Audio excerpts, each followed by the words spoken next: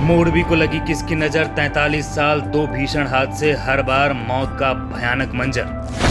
तब इंदिरा गांधी गईं तो मुंह पर रुमाल रखना पड़ा था, पीएम मोदी गए तो अस्पताल के टाइल्स बदले गए, रंगाई पुताई और रात भर सफाई की गई। नरेंद्र मोदी का है मोरबी से पुराना नाता, 43 साल पहले हुए तबाही में भी पहुंचे थे और इस बार भी पहुंचे। जिसके ऊपर थी झूलतो पुल को संभालने की जिम्मेदारी, वो मैनेजर हादसे को बता रहा एक्ट ऑफ गॉड। न्यूज नेपथ्य पूछ रहा, बताओ किसने किया फ्रॉड? मच्छू नदी का प्रकोप या सरकार नगर निगम पुल मैनेजमेंट बताएं? सस्पेंशन ब्रिज को किसने बनाया था करप्शन का स्कोप? गुजरात के मोरबी का ऐतिहासिक झूलतो पुल मरम्मत के बाद महज 5 दिन के भीतर टूट गया, 137 लोगों की जान चली गई। सरकार पीड़ितों को मरहम लगाने पहुंचे, घायलों से बात की, मृतकों के परिजनों से मिले, मौकाए हादसे का मुआयना किया और रेस्क्यू ऑपरेशन चला रहे अधिकारियों से भी मिले। पीएम मोदी को 2 बार हाई लेवल मीटिंग करनी पड़ी, अधिकारियों को कड़े संदेश दिए गए कि मामले की विस्तृत जांच होनी चाहिए। 9 लोगों को गिरफ्तार किया गया, मामले की एसआईटी जांच चल रही है। जिस मोरबी में पीएम मोदी पहुंचे हैं वहां 43 साल पहले इंदिरा गांधी भी पहुंची थी। तब इंदिरा गांधी को मुंह पर रुमाल रखना पड़ा था, आखिर क्यों?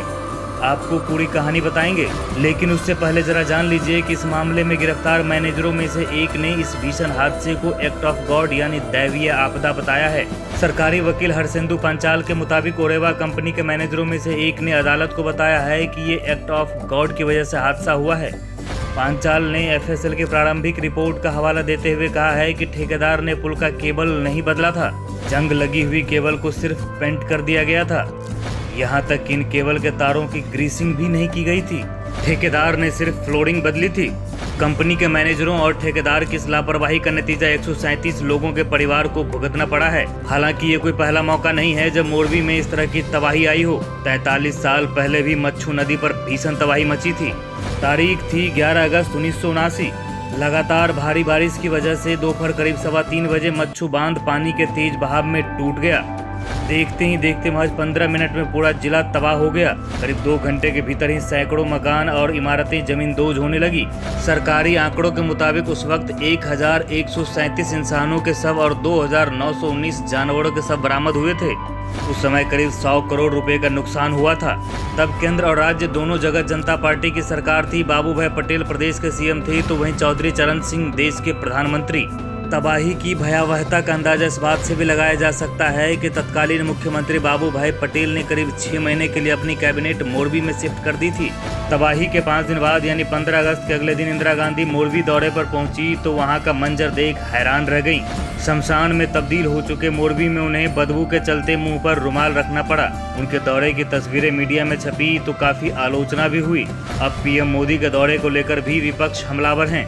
कांग्रेस ने आरोप लगाया है कि मोदी के दौरे से पहले अस्पताल के टाइल्स बदले गए, रंगाई पुताई की गई और रात भर सफाई की गई। तब सरकार ने उस तबाही को एक्ट ऑफ गॉड करार दिया था। अब पुल की मरम्मत करने वाली कंपनी के मैनेजर ने इसे दैवीय आपदा बताया है। इंदिरा गांधी की तब की तस्वीर को लेकर पीएम मोदी अब भी उनकी आलोचना करते हैं। पिछले गुजरात चुनाव के दौरान 29 नवंबर 2017 को पीएम मोदी ने मोरबी की एक रैली में कहा था, मोरबी से मेरा पुराना नाता रहा है और इतिहास गवाह है कि हम जनता के सुख दुख के साथ ही रहे हैं। जब यहाँ बांध टूटा था तो इंदिरा गांधी मुंह पर रुमाल रखकर आई थी। पीएम मोदी ने तब ये भी दावा किया था कि बांध टूटने के बाद मची तबाही के दौरान वे बतौर आरएसएस कार्यकर्ता केरल से सीधे यहाँ पहुंचे थे। उनके साथ संघ के कई और भी कार्यकर्ता थे जो लोगों की मदद के लिए आए थे। बहरहाल तब भी और अब भी यानी 1979 में भी और 2022 में भी भ्रष्टाचार की दीमक ने हजारों घरों को सूना कर दिया है।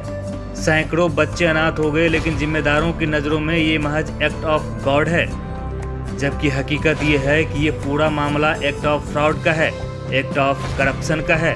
और देश में करप्शन किस स्तर तक जा पहुंचा है ये शायद ही किसी से छिपा हुआ है। ब्यूरो रिपोर्ट, न्यूज नेपथ्य।